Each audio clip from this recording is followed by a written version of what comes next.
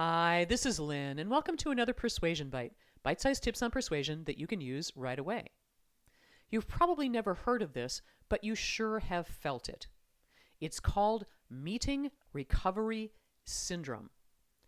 Neuroscientists are studying what happens to our brains, and after we have unproductive meetings, it takes our brains a long time to recover. For example, if you're switching between one task and another task that's part of your job, it usually takes you between 10 to 15 minutes to refocus your attention and get productive. If you've just come out of a meeting that has sucked the life out of you, it can take about 45 minutes to recover, which means that the cost of a meeting is not just the cost of the time and the other things that your people could have been doing during that time. It's also the recovery time afterward. And if you have one meeting scheduled a half an hour after the meeting you've just gotten out of, chances are darn good you haven't had enough time to recover from that first meeting, which means that half an hour between, totally lost from a productivity standpoint.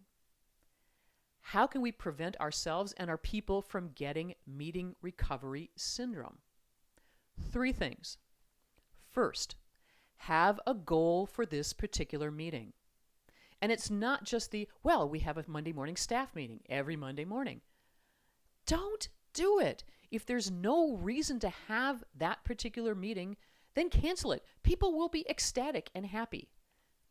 If there is a reason to have the meeting, then use step number 2, which is circulate a written agenda in advance. Let people know what's going to be covered and why they should be there.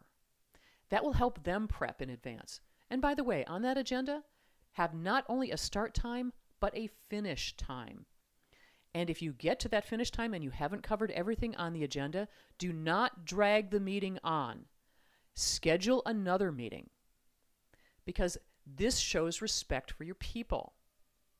And third, speaking of people, don't invite people who shouldn't be there.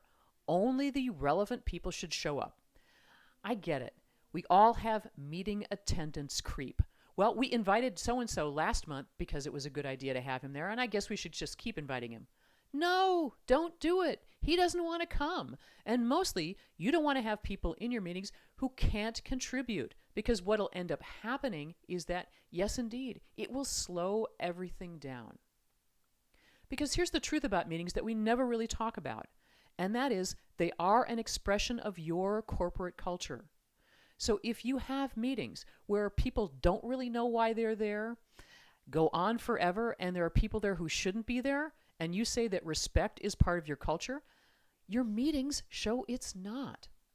So take a look at your corporate culture statements and take a look at your meetings and see if these things are in sync. Because when they are, and you respect your people, they'll want to show up for your meetings, and they will come prepared. And they'll be ready for you to become the most persuasive person in the room. Thanks for watching.